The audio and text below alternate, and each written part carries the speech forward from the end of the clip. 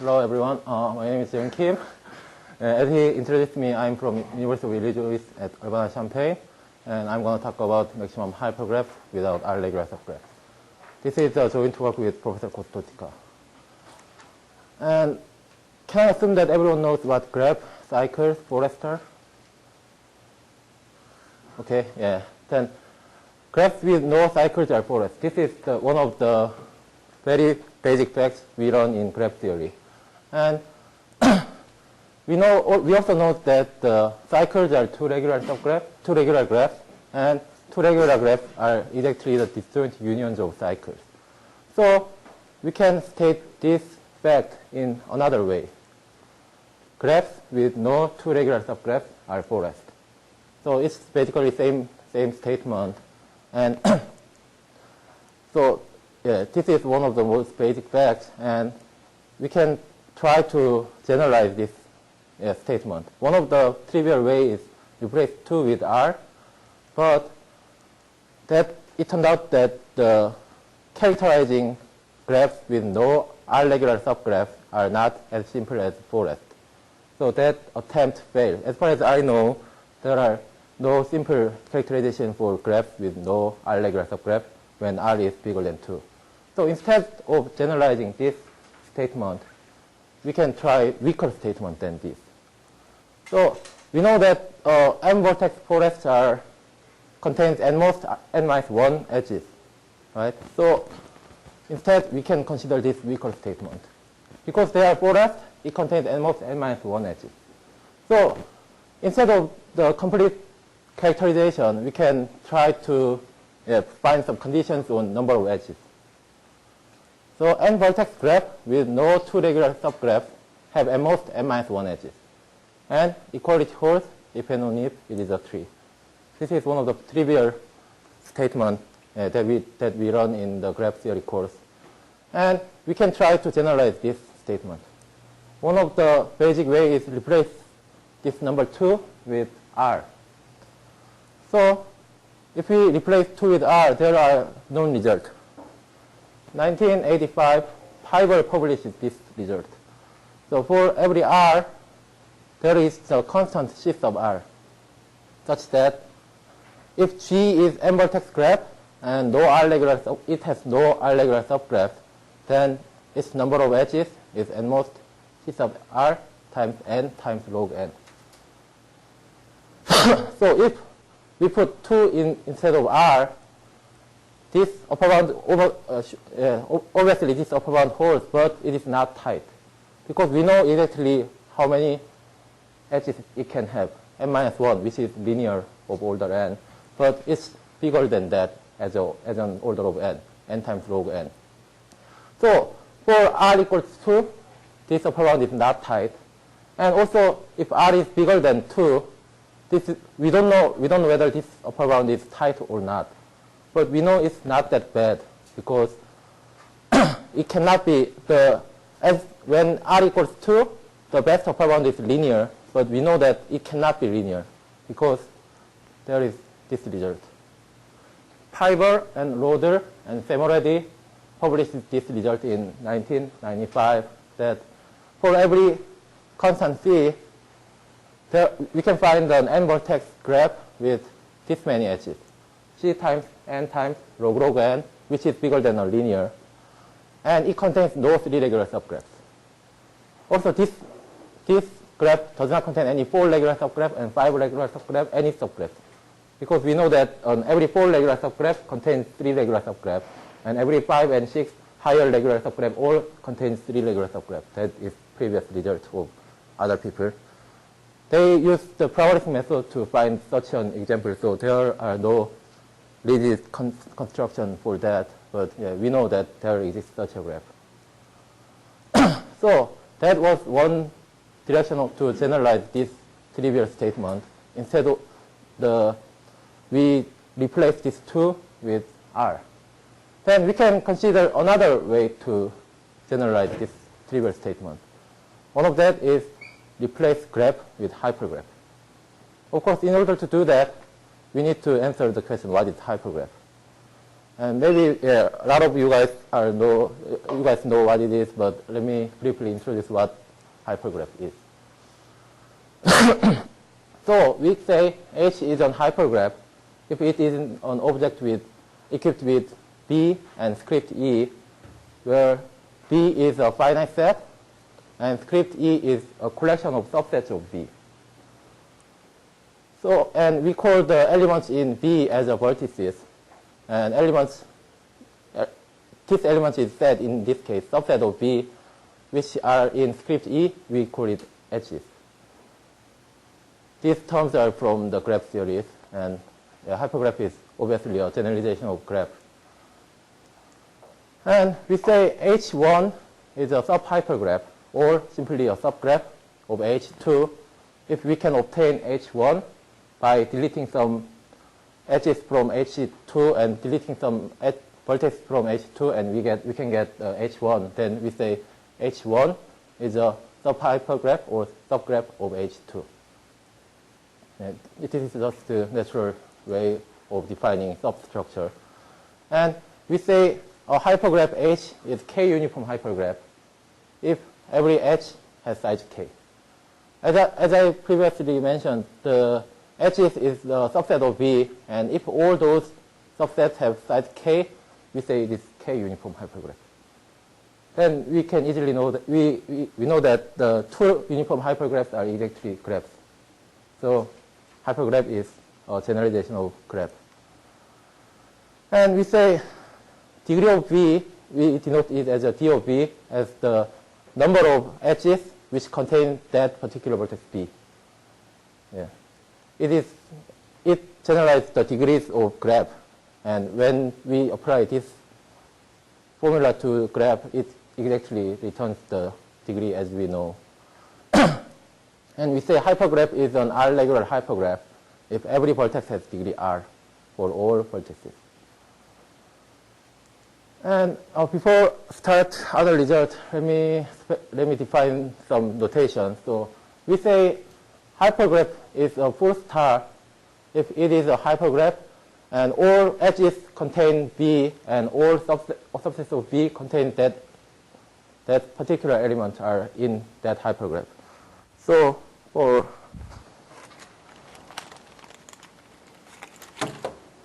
example, if we are considering these four vertices, then the H is full star if its H is exactly all sets contain this one, then there are 2 to the 3, 8 sets in that H set. And then we say H is a full star at 1. That particular vertex 1, then we say it is a full star. And we say a hypergraph is full K star. So in this case, if H contains exactly H 1, 2, 1, 3, 1, 4, we say it is full 2 star. If it contains all the edges containing that particular vertex and has size K, then we call that a full K star. So in this case, this is full 2 star. So that's special notation, and we just say an H is in that hypergraph if it is an H in it lies in the script E. And we just denote the size of H as the number of edges. And for simplification, we just call a hypergraph R-regular free if it doesn't contain any R-regular subgraph. Yeah, just for simplification, we call it that way. So a graph, which is two uniform hypergraph, is two regular free if it contains no two regular subgraph, which means when it is a forest. So, yeah, that was the notation, and let me introduce some results about the hypergraphs. So, in 2008, Ubai and Bertrand proved this theorem about hypergraphs. So, hypergraph H with n vertices has no two regular subgraph, then the number of edges is at most 2 to the n minus 1. And equality holds if and only if H is a full star. So this is the one obvious way of generalizing the simple fact that I mentioned earlier. Just replace graph with hypergraph, and then we get this number. And of course, it is about the general hypergraph. And next obvious question is, what about the uniform hypergraph? They also publish this result. So if k is even integer, bigger than 2, and n is big enough, then if n is n-vertex k uniform hypergraph with no two regular subgraph, the number of edges is at most n minus 1 choose k minus 1. And also equality holds if and only if it is a full k star. They published this result, and they only proved for the even integer k, and they made conjecture about the odd integer. So they didn't prove this one, but they conjecture that for odd integer k, and when n is big enough, if H is on two n-vertex k uniform hypergraph with no two regular subgraph, then the number of edges is n most n minus 1 choose k minus 1 plus flow of n minus 1 over k. And they conjecture the equality holds if and only if H is a full k star with center B and some other edges which forms a maximal matching omitting B. Maximal matching means that there are no vertices which are covered twice by that collection of edges. So they proved theorem about general hypergraph and uniform hypergraph, and they made some conjecture. Even uniform hypergraph, and they made conjecture about odd uniform hypergraph. Is it necessary to assume that the graphs are big? Yes. In their proof, it is necessary, but let me see. Conjecture. Yes. For example, when n is extremely small,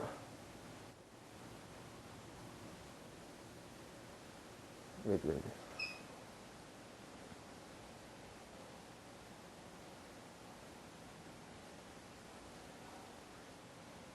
I don't remember exact example, but I think it was necessary. There was some bizarre thing happened when n is small, so it does not hold.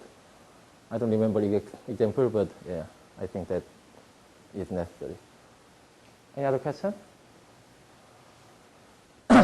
Okay, so yeah, first one was about the general hypergraph, and the other one was about the uniform hypergraph. And our result is generalization of this first result about general hypergraph. So this is our first result. So if hypergraph H with m vertices has no R regular subgraph, then number of edges is at most 2 to the n minus 1 plus R minus 2. When R equals 2, this term vanishes. So the right-hand side is exactly 2 to the n minus 1, and it implies their result. So it's slight generalization. And the proof is not difficult, so let me introduce you the proof. So, okay, so for A, we can consider A and their A's complement, and we can, if both are in H set of the hypergraph, then they cover B exactly one time.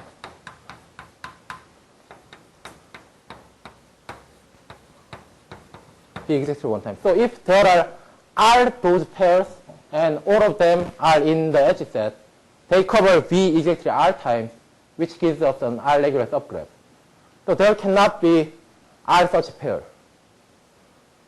And obviously, there are 2 to the n possible 2 to the n subsets of B, and we can pair them into this way. We can partition it into 2 to the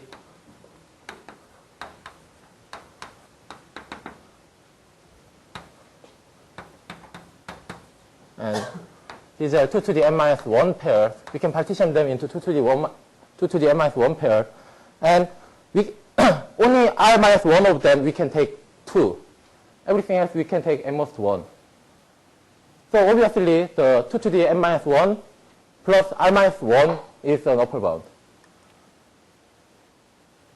And because empty set is not considered an edge, we can subtract one more. It's very easy. And so this upper bound is almost trivial. So also the equality, this upper bound is tight because equality can be achieved for r between 2 and 2 to the n-1. Of course, if r is bigger than 2 to the n-1, the statement is trivial, so we don't have to consider that because complete hypergraph has this much degree, and it is impossible to have more than that degree. So all we need is just one example for equality to prove the equality can be achieved. Just to take one example. So we take some vertex and consider the full star at B and r-2 smallest non-empty sets which doesn't contain B. Then it contains exactly 2 to the n-1 plus r-2 edges. And it does not contain any r-regular subgraph. It is an example. For contradiction, if we assume that it contains an r-regular subgraph R, then suppose R is covering B prime exactly R times. Then it should contain R sets which contains B and S sets which doesn't contain B. Because there are at most r-2 sets not containing B, we cannot make r-regular subgraphs by using only that. So we need to use some edges containing B, and there should be R of them that we use. Otherwise, the degree of B is strictly bigger than 0 and smaller than R. Then they all together should cover B prime exactly R times. What was the S? S is there are r-2 non-empty sets which doesn't contain B. We take some of them, S of them, and which lies inside R. S is some number smaller and most r-2. Then they all together should cover B prime exactly R times. And there are R of AI, and all AI are subsets of B prime. So as a multiset union, this red equation should hold. But we can note that at most one of these are empty sets. So this is union of at least r-1 non-empty sets, the left-hand side. But right-hand side is the union of S smallest non-empty sets. And S is at most r-2. So this equation cannot hold. So this H doesn't contain any r-regular subgraph. So it's one of the examples that we are seeking for. So we proved that the equality is tight.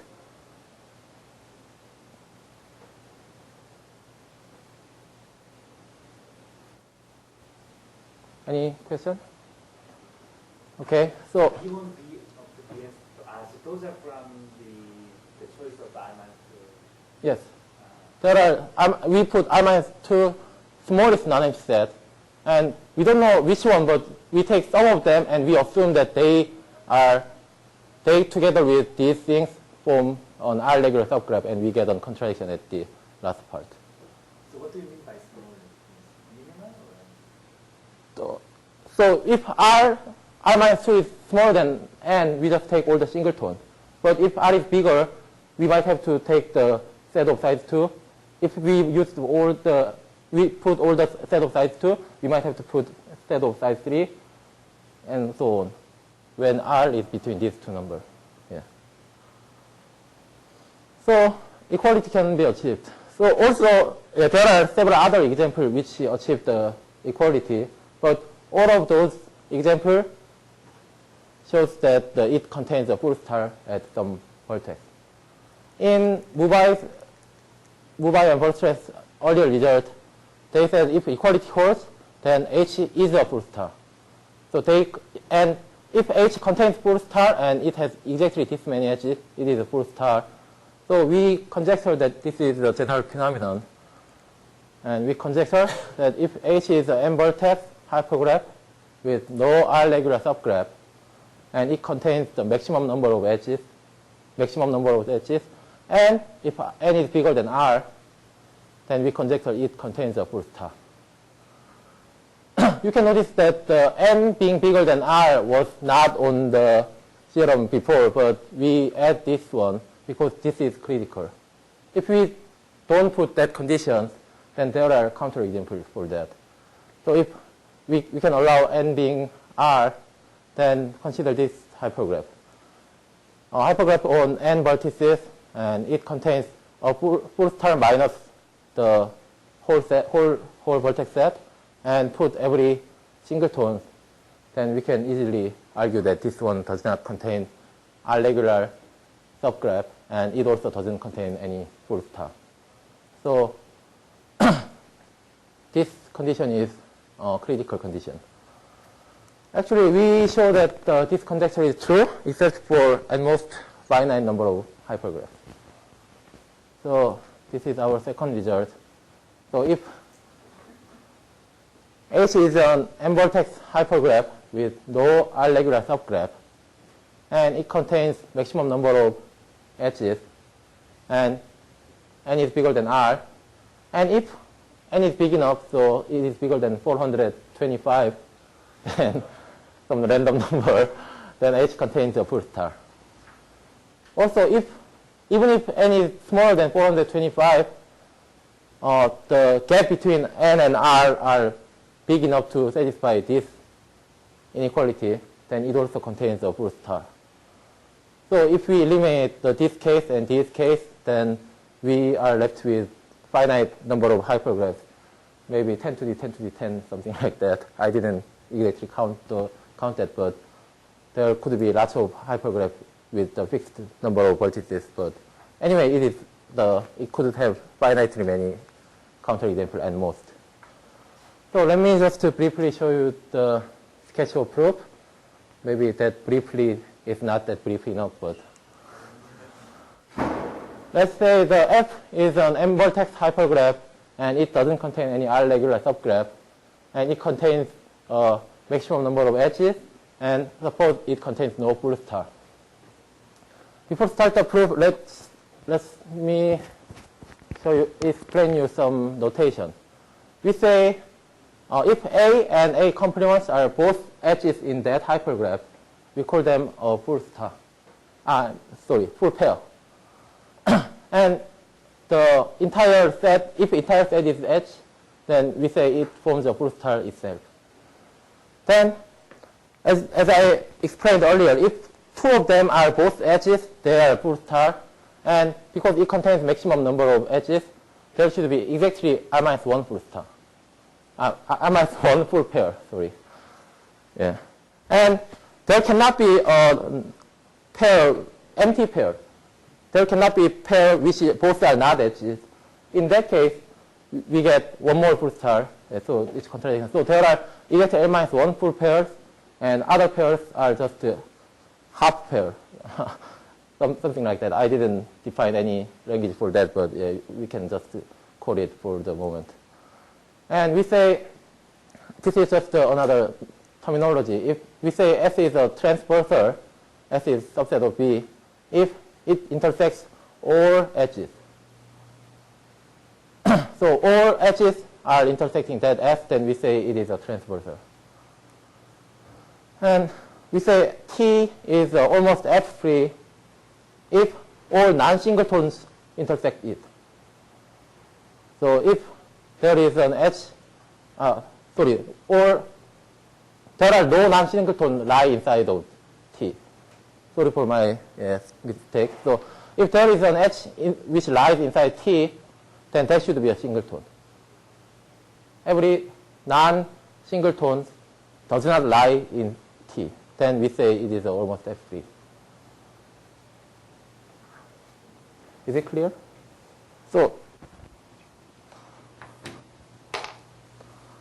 this is T, and if there is an edge, 1, 2, then it is not almost F-free. So every edge lies outside T or intersected, but not lie inside it unless it is a singleton. Only singleton can be inside T, and non-singleton should be outside or just intersecting, but not inside. Yeah. And just for the simplification, let K be the ceiling of log base 2R. Then there are several phenomena that we can notice. So first lemma is just I explained that there are no empty pairs, right? That's the first lemma. So either A or A complement, one of them should be an edge in F. It could be both. It could be one, but there are no cases both are not edgy. And second one is that if there are edges and which are disjoint, and none of them are in full pair, then their union is also an edge. Because if we suppose their union is not an edge, then the complement of union should be an edge by lemma A. And A1 through AS are all edge, and this one, and we know they are all not in full pair, and this one is also not in full pair, because their complement is not an edge. So these are not in any full pairs, and they cover every vertex exactly one time, and we have R-1 more full pairs, and they all together cover V exactly R times, and we get an R-regular subgraph, which is a contradiction. So their union should be an edge. This is lemma B. And lemma C means that if there is an edge,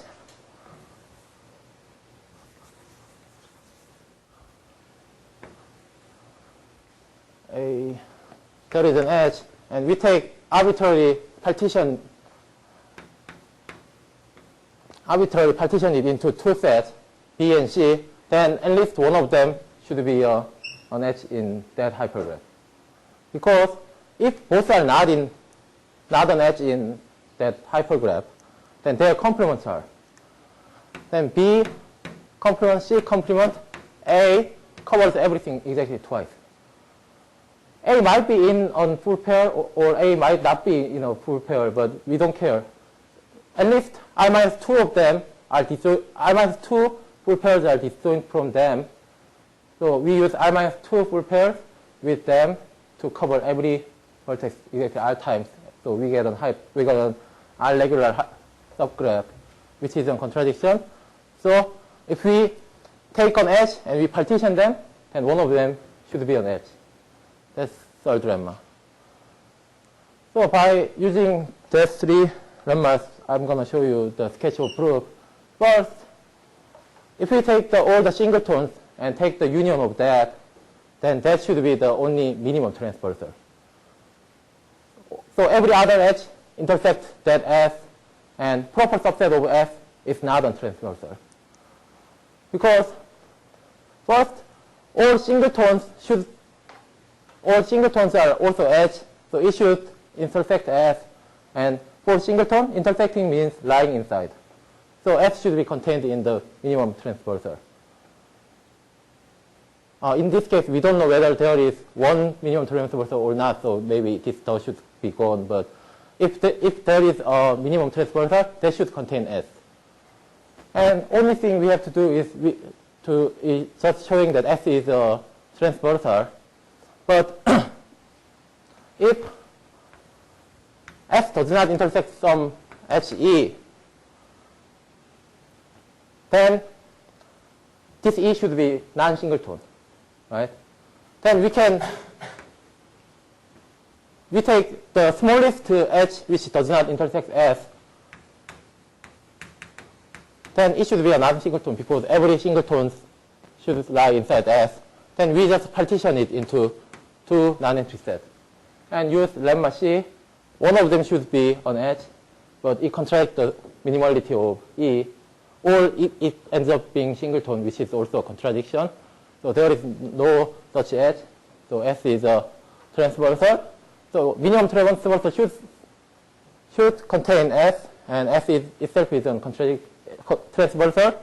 So S is the only minimum transversal. Let's consider some case. If S is at least R plus K, then we can just eliminate the case when n equals 2, which is trivial. So we can assume that n is at least 3.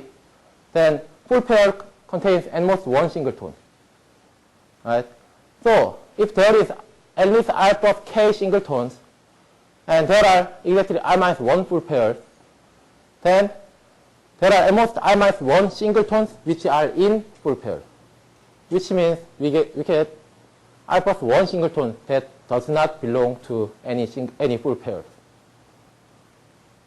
Then we use lemma 1b. If there are disjoint sets which are not in full pair, then their arbitrary union is also an edge. So we get K plus 1 singletons not in full pair. So we apply lemma b, and every possible union of those are also on edge. Right? Then there are cases. So for example, if 1, 2, 3 are there, then their union 1, 2, 2, 3, 1, 3, 1, 2, 3 are all edges, which means if this all together we get the degree of 1 is 4, and degree of 2 is 4, degree of 3 is 4, so every vertex there are covered by 2 to the k minus 1 times. Right? And k is ceiling of log of x2 r, so every vertex in there are covered by 2 to the k times, which is bigger than r, and we throw away some unnecessary edges, then we get an R-regular subgraph, which is a contradiction. So this case cannot happen. And second case, if S is too big, then we get a contradiction. And if S is too small, size of S is smaller than n minus 3k minus 3, then with some argument that I'm not going to present here, we can get non-empty sets A, B, C such that A and B lies inside S and they are disjoint, and C lies outside S. So if this is S, A, B, C.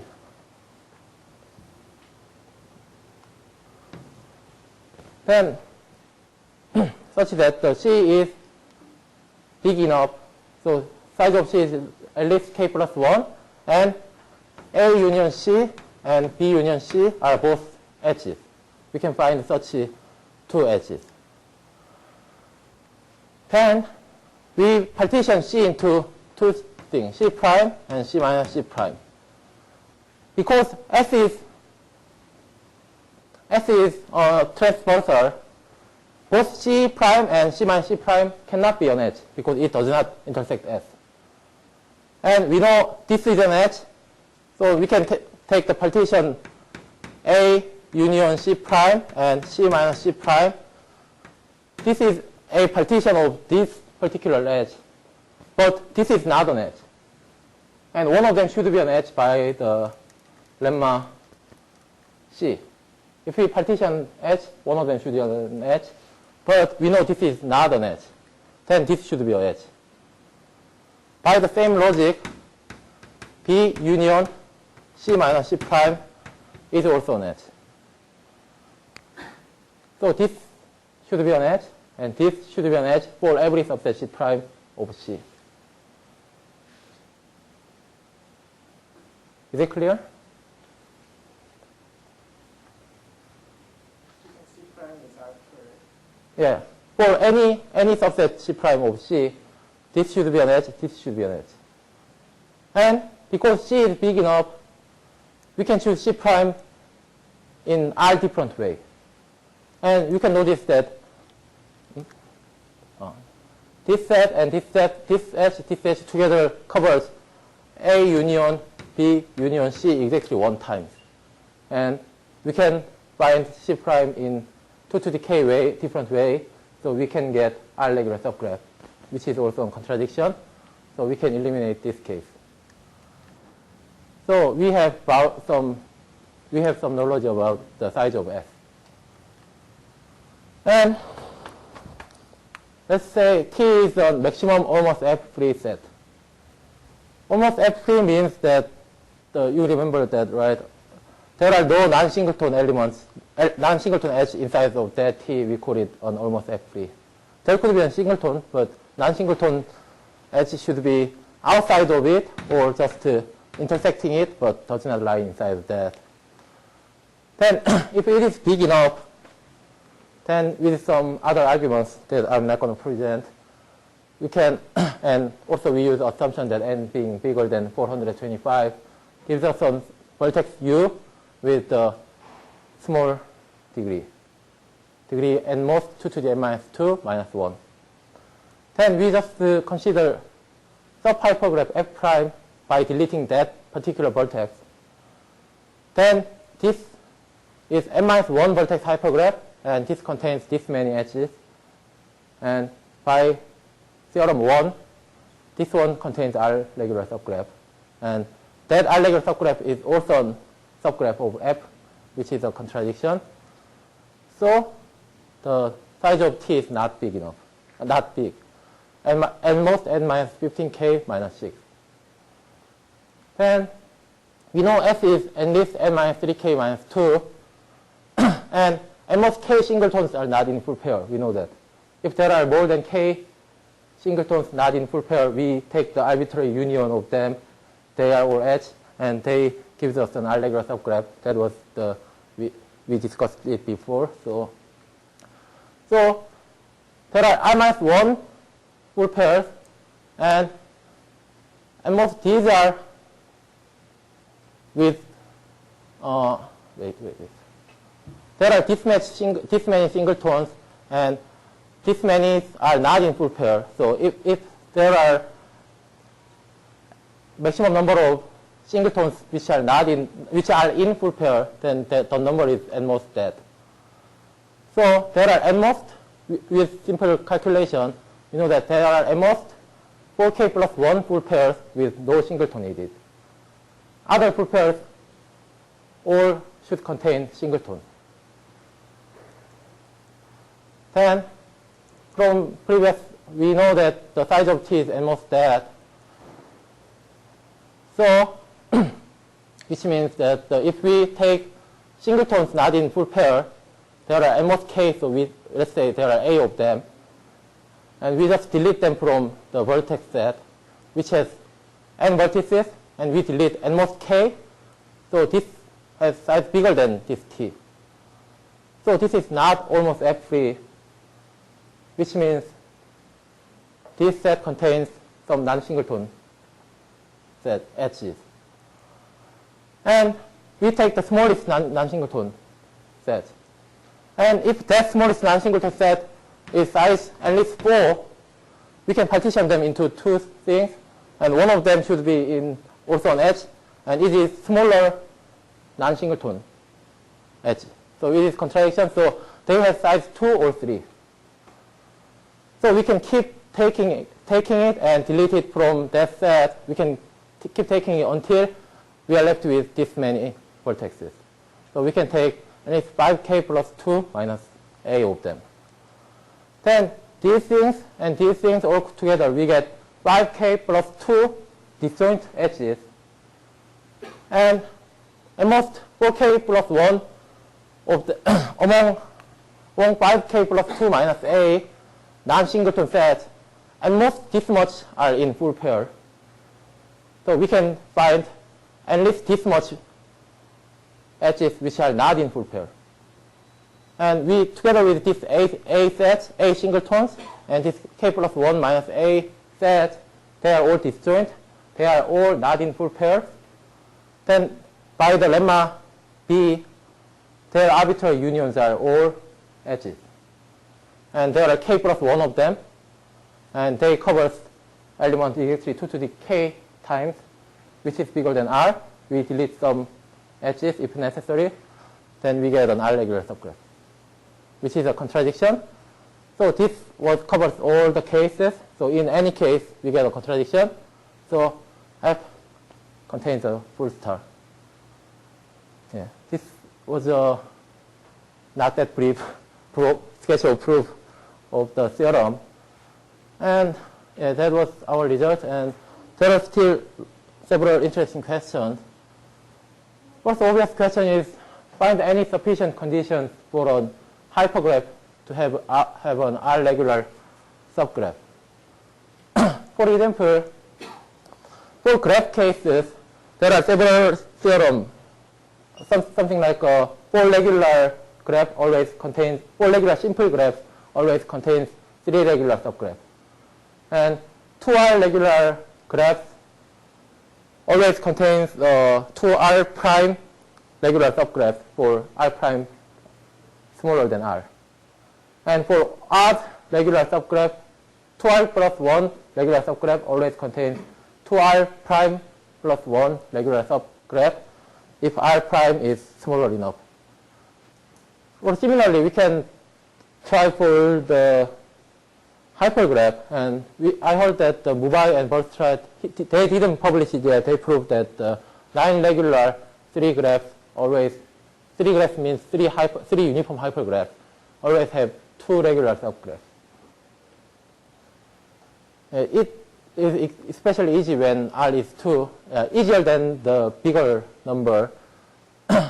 So, yeah, but they don't have any results for the other thing as far as I know. So maybe studying it could be an interesting direction. And obviously we proved for the general hypergraph. So obviously next question is for the uniform hypergraph. So what is the maximum size of an K-uniform hypergraph without R-regular subgraph? And there are not much results about this, so any non-trivial upper bound would be good. And we can slightly generalize the question into that if the graph is A graph without R-regular subgraph, then what is the maximum size? That could be a question. When we define A graph as the A is a subset of bracket N, and every size of edge is some element in A. So if A is just one number set K, then it is same as a K graph. So it's slight generalization. And for this third question, there are small facts about very special A. So if A is symmetric, so A1 is there and n minus A1 is there, A2 is there, n minus A2 is there, and in this form, we can argue with the same technique. We just take A and their complement. They both could be in there, but if both are there, they cover everything once, and so on. We just do the same logic, and if both are in here, then at most R minus 1 could be a full pair, and everything cannot be. So we can get this upper bound easily. But in general case, we think R minus 1 is not sharp. If A contains 1 and R is smaller than R, this is sharp, but in general, it doesn't seem sharp. So yeah, studying that could be also an interesting direction of research. And yeah, that was pretty much my talk. And thank you for listening. If there is any question, you can ask.